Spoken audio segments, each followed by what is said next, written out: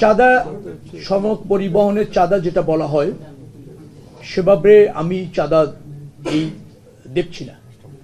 সেটা হচ্ছে স্বরাষ্ট্র মন্ত্রণালয়, সেটা না, সেটা পরে করবে। সেটা হচ্ছে বাস মালিক সমিতি আছে, আবার শ্রমিক সমিতিগুলিও আছে, ফেডারেশন আছে। তারা তাদের কল্যাণে, এটা একটা অলিখিত বিধির মতো কোনো কোনো সময় তাদের কল্যাণেই তারা এটা ব্যয় করে, বিধায় কালেক্ট করে তাদের সম্মতিতে।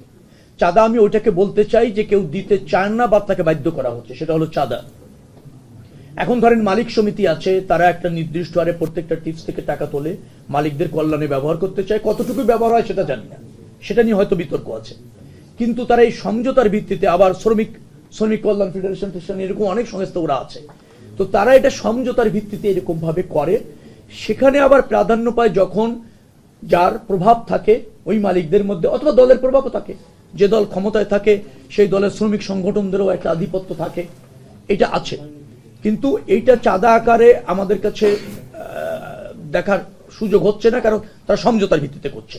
চাঁদাবাজি এরকম যদি কেউ করতে আসে, তা কোনো সুযোগ নেই, কোনো সুযোগ নেই। যোগাযোগ মন্ত্রণালয়ের অধীনে বা যে সমস্ত জায়গা আছে সেখানে বাইরে থেকে কেউ চাপ প্রয়োগ করে চাঁদা নেবে, অনৈতিক সুবিধা নেবে, সেই সুযোগ নেই। কিন্তু মালিকরা যদি সমঝোতার ভিত্তিতে ওটা করে, সেটাও আমরা তাদের সাথে কথা বলে দেখব যে সেখানে কেউ ডিপ্রাইভ হচ্ছে কিনা এবং সেই অর্থের অপব্যবহার হচ্ছে কিনা, সেটা আমরা দেখব।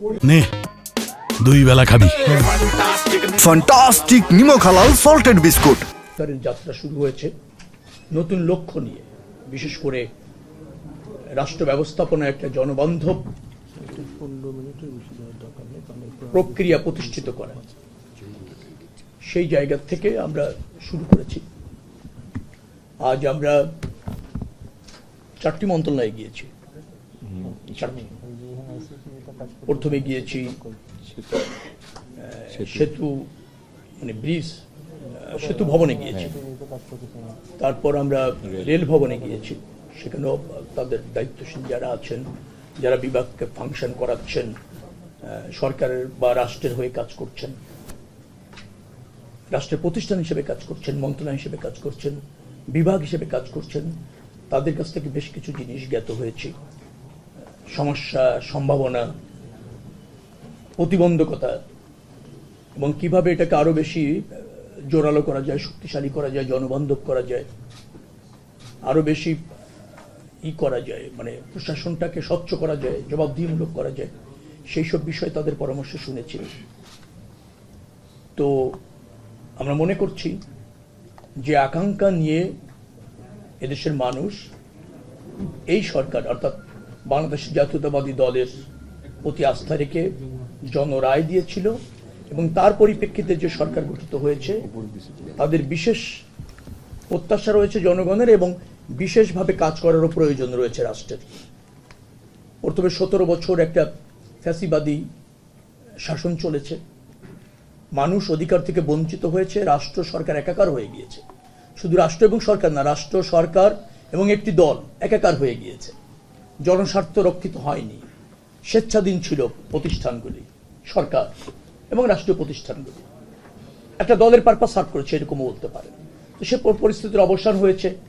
গত 18 মাস একটা অন্তর্বর্তীকালীন সরকার ছিল, তারা রুটিন কাজটাই বেশি করেছে। তাদের লক্ষ্য ছিল কিছু সংস্কার, বিচার এবং একটা ভালো নির্বাচন। তো ডেফিনেটলি একটা ভালো নির্বাচন করে তারা তাদের সফল পরিসমাপ্তি ঘটিয়েছে। এখন একটি নির্বাচিত সরকার আছে। নির্বাচিত সরকারের প্রধানমন্ত্রী হচ্ছে দেশের গণমানুষের নেতা জনাব তারেক রহমান, তিনি প্রধানমন্ত্রী এবং তিনি আমাদের এই 3 জনের উপর আস্থা রেখে 3টি মন্ত্রণালয়, আবার প্রখ্যাত এরকমও বলা যায় 4টি মন্ত্রণালয়, কারণ 4 জন সচিব এখানে আছেন, তার দায়িত্ব রেখেছেন। তো সেই দায়িত্ব দেওয়ার পর আস্থা রেখেছেন, দায়িত্ব দিয়েছেন, আমরা কাজ করছি। আশা করছি যে এই মন্ত্রণালয়গুলি আগের যে কোনো সময়ের চেয়ে জবাবদিহি থেকে জন আকাঙ্ক্ষা ধারণ করে, মানুষের প্রয়োজন ধারণ করে নতুন ব্যবস্থাপনার মধ্যে মন্ত্রণালয়গুলি চলবে। এবং যারা এখানে ইতিমধ্যে আছেন, সচিব আছেন 2 জন এখানেই আছেন এবং সিনিয়র সহকারী সচিব আছেন, অন্য মন্ত্রণালয়ের সচিবরা আছেন, তাদের সাথে কথা বলে মনে হয়েছে তারাও তাদের দক্ষতার, যোগ্যতার মাধ্যমে এই মন্ত্রণালয়গুলিকে আরো জোরালোভাবে ফাংশন করতে অঙ্গীকার করেছেন এবং অঙ্গীকারাবদ্ধতা আছেন। কিছু প্রতিবন্ধকতা ছিল অতীতে, হস্তক্ষেপ ছিল, সীমাবদ্ধতা ছিল, যার ফলে হয়তো খুব ভালোভাবে ফাংশন করেনি, কিন্তু এখন থেকে নতুনভাবে ফাংশন করবে। অনেক সমস্যা আমরা চিহ্নিত করেছি, অনেক প্রস্তাবনাগুলি আমাদের কাছে আছে। আজকে মনে হয় দ্বিতীয় দিন আমাদের এখানে আসা। আমার মনে হয় যে যদি আপনাদের আমরা এটুকু বলতে চাই যে আমরা খুব ভালোভাবে শুরু করতে পেরেছি এবং খুব ভালোভাবে এগোতে পারবো বলে মনে করছি। সবকিছু এখনো পর্যন্ত আমরা জ্ঞাত হতে পারিনি। তো যেখানে যেখানে মনে করা হয়েছে যে না এখনই সিদ্ধান্ত নেওয়া যায়, ইতিমধ্যে আমরা সেই সিদ্ধান্তগুলি নিতে চলেছি, বলবো আমি নিয়েছি, আমি এটা বলবো না, নিতে চলেছি। প্রধানমন্ত্রী এই পর্যন্ত মনে হয় আজকে নিয়ে 2 বার আমাদের সাথে বসলেন। কালকে রাত্রে আমাদের 3 জনকে ডেকে এনে আবার কথা বলেছেন, নির্দেশনা দিয়েছেন। সেভাবে আমরা এগোচ্ছি, আশা করছি যে ভালো ব্যবস্থাপনা প্রতিষ্ঠিত হবে ইনশাল্লাহ এই নতুন সরকার হাত ধরে অথবা নতুন সরকারের যাত্রার মধ্যে দিয়ে। দুটো প্রশ্ন। প্রথম হচ্ছে যে আপনারা কিছুদিন আগে একটা মিটিং করেছেন খাল খনন নিয়ে, সেখানে কি সিদ্ধান্ত হয়েছে, এবং দ্বিতীয় যেটা হচ্ছে যে সড়কের দৃশ্যমান মানে শৃঙ্খলা যেটি, সেই বিষয়ে আপনাদের কোনো অগ্রাধিকার কোনো কর্মসূচি আছে কিনা? ওখানে আমাদের খাল খননের যে সিদ্ধান্ত হয়েছে, খাল খননের সাথে যুক্ত 4টি মন্ত্রণালয়, সেই 4টা মন্ত্রণালয়ে প্রধানমন্ত্রীর কার্যালয়ের তদারকিতে সম্ভবত সর্বশেষ হচ্ছে পানি সম্পদ মন্ত্রণালয়কে প্রধান করে পরিবেশ, পানি সম্পদ, কৃষি, এলজিআরডি, এই 4টি মন্ত্রণালয়ের সমন্বয়ে, কারণ এখানে অনেকগুলি বিষয় আছে। খাল দখল হয়েছে, তো সেই খালগুলি, ওই খালটি ওই জায়গা কার দখল, মানে কাদের, তারা ওটাকে ভ্যাকান্ট করার রাখে, অন্য মন্ত্রণালয় করতে পারবে না।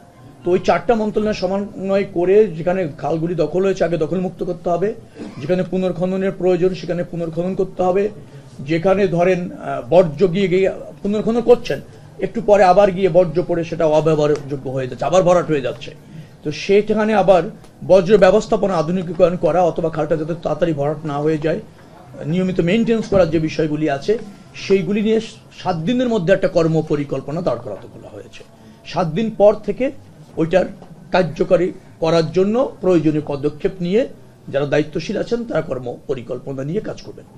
আপনি বলেছেন যে দ্বিতীয় প্রশ্ন ছিল সড়কের শৃঙ্খলা নিয়ে। প্রধানমন্ত্রী আপনাদের 3 জনকে ডেকে নিয়ে নির্দেশনা দিয়েছেন, আমরা কি জানতে পারি যে মানে কি ধরনের নির্দেশনা দিলেন বা কোনগুলোকে অতি গুরুত্বপূর্ণ মনে করে অগ্রাধিকার ভিত্তিতে কাজ করতে? যেমন উনি রেলটাকে সম্প্রসারণ করতে চান, রেলের সেবা এটা প্রতিষ্ঠিত করতে চান, আবার প্রসারিত করতে চান প্রথমত।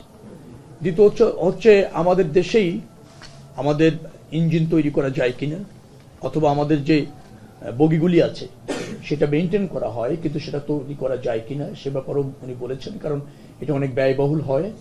আবার ধরেন যেটাকে বলা হয় দীর্ঘসূত্রিতা আছে এগুলি ইম্পোর্ট করার জন্য, ইঞ্জিন আসছে বগি আসছে না, বগি আসছে বা রেল লাইন হচ্ছে না, রেল লাইন অনেকটা বানানো হয়েছে কিন্তু সেই অনুপাতে রেল চালু করা যাচ্ছে না। এই যে সমন্বয়হীনতা, সেগুলিকে কিভাবে দ্রুততম সময়ের মধ্যে দেশের সক্ষমতা কিভাবে বাড়ানো যায় আর সমন্বয় করে কিভাবে এটাকে সেবার মান, দীর্ঘসূত্রিতা বলতে আমি বুঝাচ্ছি ধরেন এমনও আছে যে কাজটি একসাথে টেন্ডার হলে করা যেত একত্রে, কিন্তু একটা টেন্ডার এখন হয়েছে, আরেকটা 6 মাস পরে হয়েছে, আরেকটা 1 বছর পরে হয়েছে, তখন অলরেডি লাইন হয়ে গিয়েছে ট্রেন লাইন, কিন্তু ইঞ্জিন আসলে বগি নেই, বগি আসলে ধরেন ইঞ্জিন নেই, এরকম একটা সমন্বয়। তো সেটাকে একটু কমপ্লিটলি করা। আর হচ্ছে চিটাগাং থেকে ঢাকার দূরত্ব কি ঠিক আছে, কিন্তু অল্প সময়ের মধ্যে কিভাবে এটা করা যায়। তারপর প্রথম শ্রেণী দ্বিতীয় শ্রেণীর যে সমস্ত টিকিট কেটে মানুষ যাত্রী সেবা পাচ্ছে না, একেবারে জরাজীর্ণ অবস্থা, বসার মতো পরিবেশ নেই। এই ঈদের সময় গিয়ে 25% টিকিট বেশি দেওয়া হয় যাত্রীদের লাঘব দূর করবার জন্য, কারণ প্রচুর যাত্রী যেতে চায়, কিন্তু তারা গিয়ে আবার প্রথম শ্রেণী সহ এসি রুমে ঢুকে যার মতো দখল করে বসে আছে, কেউ তাদের নিয়ন্ত্রণ করতে পারছে না। একটা স্বেচ্ছাচারিতার মাধ্যমে একটা চাপ তৈরি হয় রেলের প্রতি। সেইগুলি কিভাবে ম্যানেজ করা যায় সেগুলি প্রধানমন্ত্রী নিজে এগুলি বলেছেন। উনি রেলটার উপর খুব গুরুত্ব দিয়েছেন এবং অন্যান্য আমাদের মন্ত্রণালয়ে যে সমস্ত জায়গাগুলিতে কাজ করার সুযোগ আছে উনি জ্ঞাত আছেন, সে ব্যাপারে আমাদেরকে দ্রুততম সময়ের মধ্যে প্রয়োজনীয় পদক্ষেপ নিতে নির্দেশ দিয়েছেন।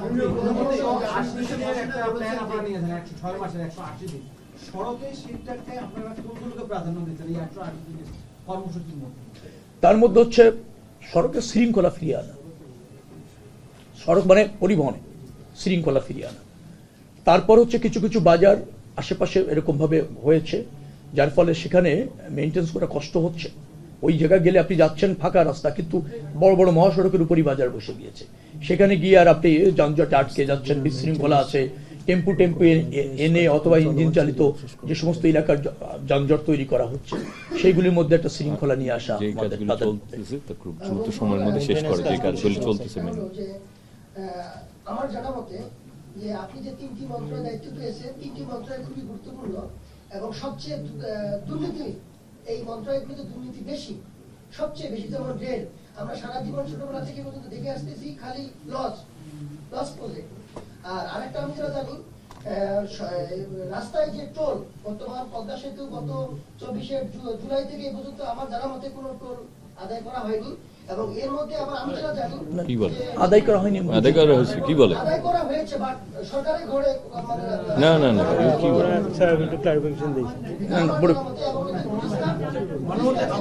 জানাই বলি গুলিস্তান যে ফ্লাইওভার আছে, এটাও কোনো সরকারের ঘরে জমা দেওয়া হয়নি। 180 দিন কি মেবি এরকম হবে আমার জানা মতে। না, আমার এরকম জানা নেই।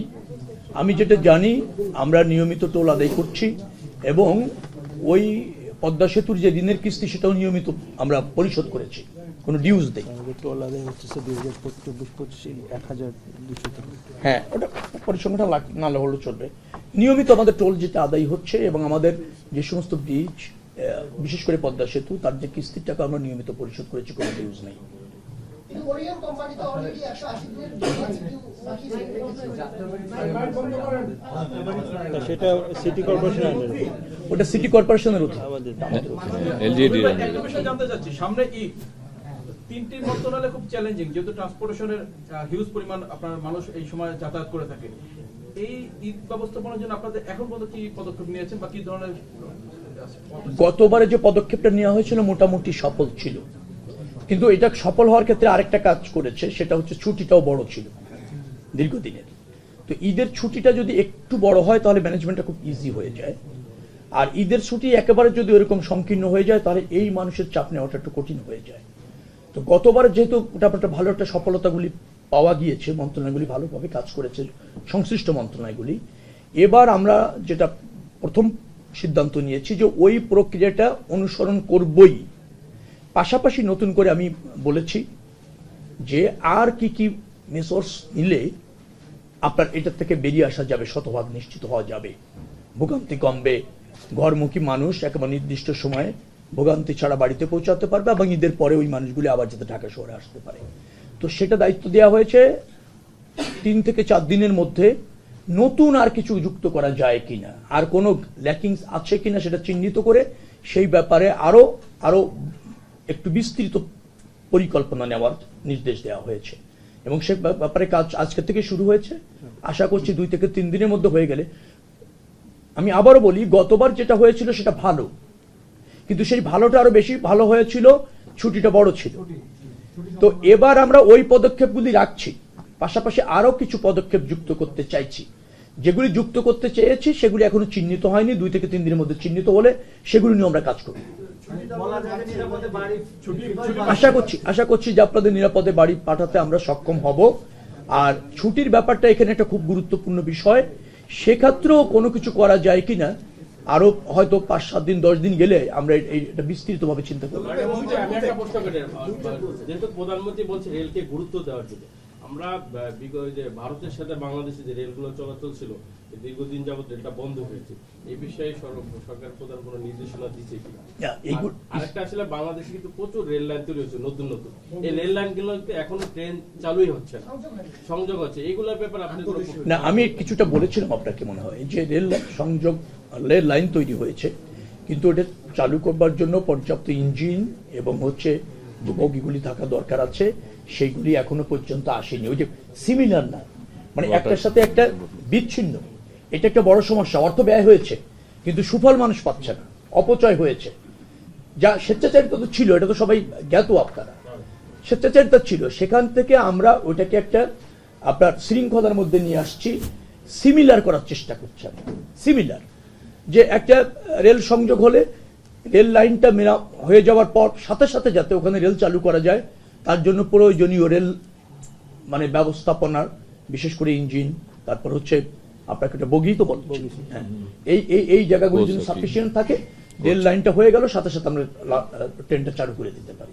সেই জায়গাগুলো আমরা সমন্বয় করার চেষ্টা করছি। সড়ক পরিবহনে একটা বড় ফ্যাক্টর চাঁদা, এটার জন্য আপনাদের কোনো স্টেপ নিচ্ছেন কিনা? চাঁদা, সড়ক পরিবহনের চাঁদা যেটা বলা হয়, সেভাবে আমি চাঁদা এই দেখছি না। সেটা হচ্ছে স্বরাষ্ট্র মন্ত্রণালয়, সেটা না, সেটা পরে করবে। সেটা হচ্ছে বাস মালিক সমিতি আছে, আবার শ্রমিক সমিতিগুলিও আছে, ফেডারেশন আছে। তারা তাদের কল্যাণে, এটা একটা অলিখিত বিধির মতো, কোনো কোনো সময় তাদের কল্যাণেই তারা এটা ব্যয় করে, বিধায় কালেক্ট করে তাদের সম্মতিতে। চাঁদা আমি ওইটাকে বলতে চাই যে কেউ দিতে চান না বা তাকে বাধ্য করা হচ্ছে, সেটা হলো চাঁদা। এখন ধরেন মালিক সমিতি আছে, তারা একটা নির্দিষ্ট হারে প্রত্যেকটা টিপস থেকে টাকা তোলে, মালিকদের কল্যাণে ব্যবহার করতে চায়। কতটুকু ব্যবহার হয় সেটা জানি না, সেটা নিয়ে হয়তো বিতর্ক আছে। কিন্তু তারা এই সমঝোতার ভিত্তিতে, আবার শ্রমিক কল্যাণ ফেডারেশন এরকম অনেক সংস্থা ওরা আছে, তো তারা এটা সমঝোতার ভিত্তিতে এরকম ভাবে করে। সেখানে আবার প্রাধান্য পায় যখন যার প্রভাব থাকে ওই মালিকদের মধ্যে, অথবা দলের প্রভাবও থাকে, যে দল ক্ষমতায় থাকে সেই দলের শ্রমিক সংগঠনদেরও একটা আধিপত্য থাকে, এটা আছে। কিন্তু এইটা চাঁদা আকারে আমাদের কাছে দেখার সুযোগ হচ্ছে না, কারণ তারা সমঝোতার ভিত্তিতে করছে। চাঁদাবাজি এরকম যদি কেউ করতে আসে, তা কোনো সুযোগ নেই, কোনো সুযোগ নেই। যোগাযোগ মন্ত্রণালয়ের অধীনে বা যে সমস্ত জায়গা আছে, সেখানে বাইরে থেকে কেউ চাপ প্রয়োগ করে চাঁদা নেবে, অনৈতিক সুবিধা নেবে, সে সুযোগ নেই। কিন্তু মালিকরা যদি সমঝোতার ভিত্তিতে ওটা করে, সেটাও আমরা তাদের সাথে কথা বলে দেখব যে সেখানে কেউ ডিপ্রাইভ হচ্ছে কিনা এবং সেই অর্থের অপব্যবহার হচ্ছে কিনা, সেটা আমরা দেখব। দুটো, একটা প্রস্তাব আছে আপনাদের কাছে, আর একটা হচ্ছে প্রশ্ন। প্রথম প্রস্তাব হচ্ছে, আপনারা দুজনেই ঢাকার মানুষ, ঢাকায় নির্বাচন করেছেন। ঢাকা শহরে যে যানজট ভয়াবহভাবে বেড়েছে, কিন্তু আমরা দেখছি যে বিগত দিনগুলোতে অন স্ট্রিট পার্কিং এর নামে গুরুত্বপূর্ণ রাস্তাগুলোকে কিন্তু আমরা পার্কিং করে দিয়েছি, যেটা কিন্তু যানজটকে আরো বাড়িয়েছে। এইটা যদি প্রত্যাহার করা হয়, তাহলে সড়ক ব্যবস্থাপনা একটু উন্নত করা যায়। সেদিকে আপনারা একটু হাঁটবেন কিনা? বিশেষ করে আমাদের দুই নগরপিতা যারা আছেন বা ছিলেন, তারা এই কাজগুলো করেছেন। এটা একটা আমার প্রশ্ন। আর একটা প্রস্তাব হচ্ছে যে ঈদকে কেন্দ্র করে যে জিনিসটা হয়, যদি শুধুমাত্র গার্মেন্টসটা দুদিন আগে ছুটি দেওয়া যায়, সরকারি ছুটি যেদিন শুরু হবে তার দুদিন আগে যদি গার্মেন্টসটা ছুটি দেওয়া হয়, আপনারা দুজন ঢাকার মানুষ, সেটা আপনারা জানেন যে গার্মেন্টসটা দুদিন আগে ছুটি, ওরা দুদিন আগে যদি আসে, তাহলে যাওয়া এবং আসায় অন্তত পক্ষে 50% আমাদের ভোগান্তি কমানো সম্ভব। না, আপনার প্রস্তাবনাটাই আমার কাছে ভালো লেগেছে, এবং সেই লোককে আমি একটু বলেছি যে ছুটি গতবার ভালো বেশি ছিল, এবার কি করা যায় আমি স্পষ্ট করিনি। তো সেটাও আপনার এই প্রস্তাবনা আমরা বিবেচনায় রাখবো। তো সেটা নিয়ে কথা বলতে হবে নিশ্চয়ই আরো উপর পর্যায়ে, হ্যাঁ, প্রধানমন্ত্রীর দপ্তর পর্যন্ত কথা বলতে হবে। এই কারণে কথা বলতে হবে যে এটা তো অর্থনীতি জড়িত। এখন গার্মেন্টস মালিকরা সেভাবে কতটুকু যারা শ্রমিক তারা খুশি হবে, কিন্তু ওই মালিকরা কতটুকু ক্ষতিগ্রস্ত হয় সেটাও একটা বিবেচনায় রাখতে হবে। অনেক সময় অনেক গুরুত্বপূর্ণ বিদেশি অর্ডার থাকে, সেটা 2 দিন কাজ না করলে দেখা যাচ্ছে যে তার অর্ডার ক্যান্সেল হয়ে যাচ্ছে, এই বিষয়গুলি থাকে। তো আমরা এটা বিবেচনা রেখে ছুটিটা বাড়ানো যায় কিনা সেটা হয়তো ঊর্ধ্বতন কর্তৃপক্ষ চিন্তা করবে, সংশ্লিষ্ট কর্তৃপক্ষ চিন্তা করবে। আরেকটা আপনি যেটা বললেন, আমি ওইটা প্রশ্ন করি, সেটা হচ্ছে সিটি কর্পোরেশনের কোন মেয়র এটা লিস্ট দিয়েছে বিধায় আমার জানা নেই। তবে গত 1.5 বছরে এই প্রশাসকরা যত্রতত্র ভাবে রাস্তার জায়গা কোন রকমের একটু গ্যাপ আছে, সেখানে 5-6টি পার্কিং এর নামে ইজারা দিয়েছে, কিন্তু গাড়ি রাখা হচ্ছে 30টা, 40টা, 50টা। এই জায়গাটা সিটি কর্পোরেশনের কে আমরা ডাকবো, ডেকে এর কারণ জানতে চাওয়া হবে। যদি এর কোনো জোরালো কারণ না থাকে, রেভিনিউতে এত খুব বেশি রেভিনিউ আসার কথা না, খুব বেশি অর্থ আসার কথা না, কিন্তু ভোগান্তিটা বাড়ছে, যার ফলে আমরা সিটি কর্পোরেশনের সাথে যোগাযোগ করে তাদেরকে বলবো যে এইগুলি প্রয়োজন না থাকলে দ্রুততম সময়ের মধ্যে বাতিল করতে। মাননীয় মন্ত্রী, বৈদ্যুতিক ট্রেন কি চালু হবে? ভারত বাংলাদেশের গত 1.5 বছর ধরে এটা বন্ধ আছে। এটার একটু পরীক্ষা নিরীক্ষা করা হচ্ছে, এটার ব্যয়, এটার যাত্রী নিরাপত্তা ইত্যাদিতে বিষয় একটু পরীক্ষা নিরীক্ষা চলছে। আমার ধারণা হচ্ছে যে আপনারা এটা আরো 15 ডেজ অপেক্ষা করলে, প্রকৃতপক্ষে কি করলে দেশের স্বার্থ রক্ষা হয় এবং আমরা লাভবান হতে পারি, সেগুলি সব বিবেচনা করেই উইদিন 15 ডেজের মধ্যে একটা সিদ্ধান্ত আসবে। আর একটা দুইটা ইফতারের সময়, প্রথম দিন ইফতারের সময় প্রধানমন্ত্রী বলেছে সড়কে শৃঙ্খলা আনতে হবে অতি শীঘ্র, ঢাকা শহরের প্রত্যেকটা মহাসড়কে, ঢাকা শহরের প্রধান সড়কগুলোতে যন্ত্রচালিত রিক্সা ভয়াবহ আকার ধারণ করেছে। এরা সড়কের অধিকাংশ দখল করে থাকে এবং ভয়াবহ রকম যানজট সৃষ্টিকারের অন্যতম কারণ হচ্ছে যন্ত্রচালিত রিক্সাগুলো। এই রিক্সা বন্ধ করার জন্য আপনাদের কোনো পদক্ষেপ আছে কি? রিক্সা বন্ধ করা একান্তই প্রয়োজন, কিন্তু পদক্ষেপটা এই মুহূর্তে দুদিনে পদক্ষেপের ব্যাপারে কোনো সিদ্ধান্ত নেওয়ার উদ্যোগ নেওয়া হয়নি এখনো পর্যন্ত।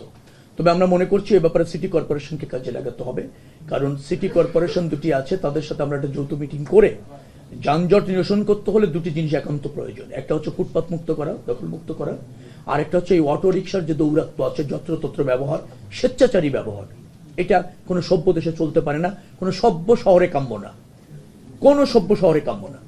তো সেটা উচ্ছেদ বা সম্পূর্ণ বন্ধ একবারে করা যাবে কিনা, নাকি এটা নিয়ন্ত্রণের মধ্যে পর্যায়ক্রমে কিভাবে করা যায় সে ব্যাপারে আরেকটু কঠোর হতে হবে।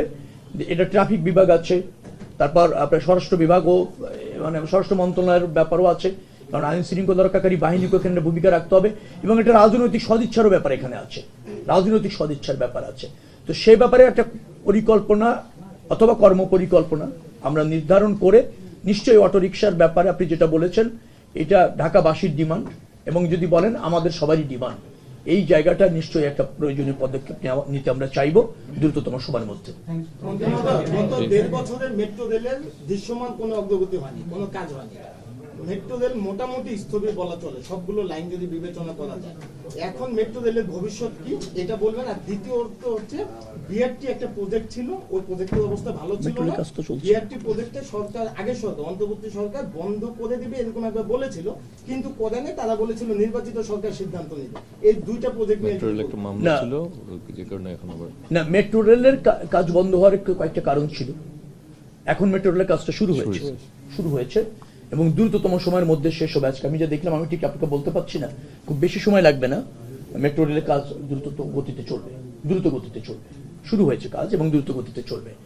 আর আপনি যেটা বলছিলেন যে বিআরটি যেটা বলছিলেন, এই প্রকল্পটি রাষ্ট্রবান্ধব হয়নি।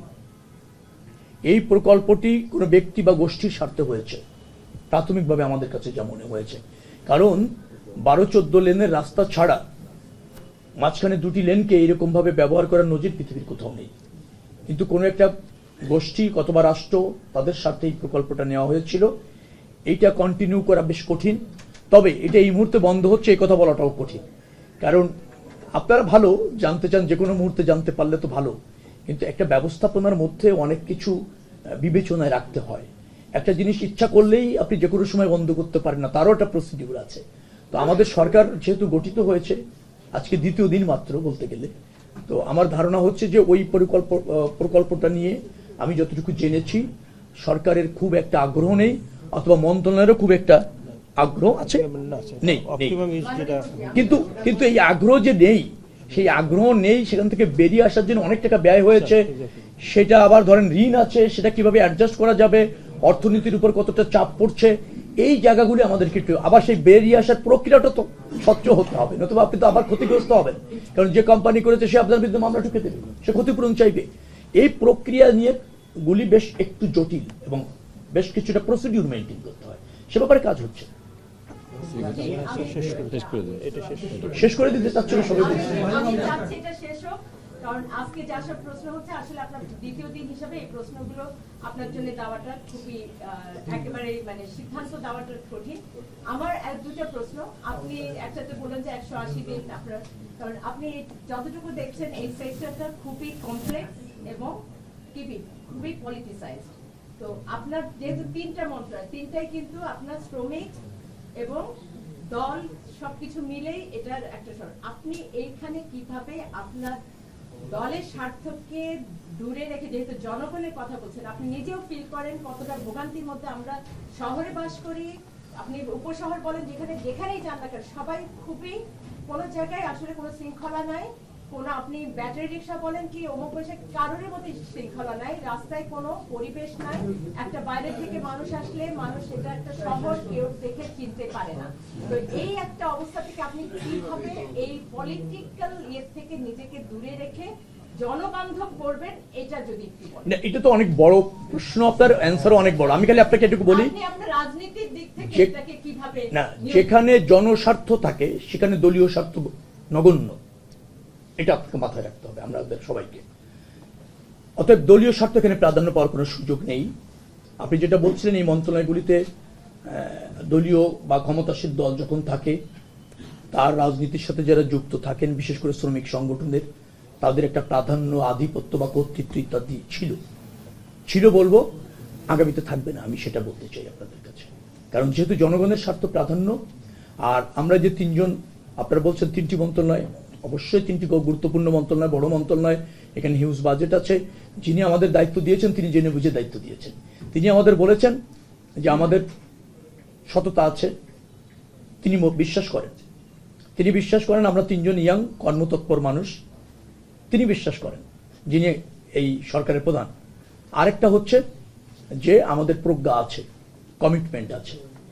এটুকু বলতে চাই, রাজনীতিতে ছিল, সেটা তিনি দেখেছেন। রাষ্ট্র ব্যবস্থাপনায় থাকবেন, তিনি সেটা মনে করেন। তিনি যেটা মনে করেন সরকার প্রধান, তা আমরা বাস্তবায়ন করতে বদ্ধপরিকর।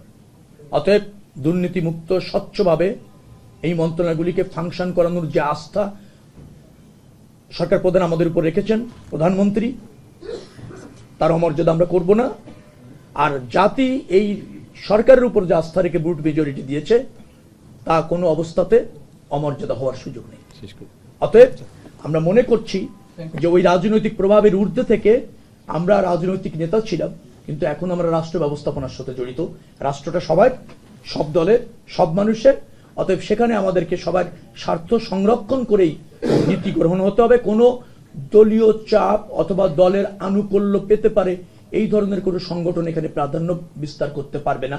তবে তাদের কোনো ন্যায্য কিছু যদি থাকে, ডেফিনেটলি তারাও তো মানুষ, দল করা লোকও কিন্তু জনগণ, ততটুকু বিবেচনা পাবে মাত্র।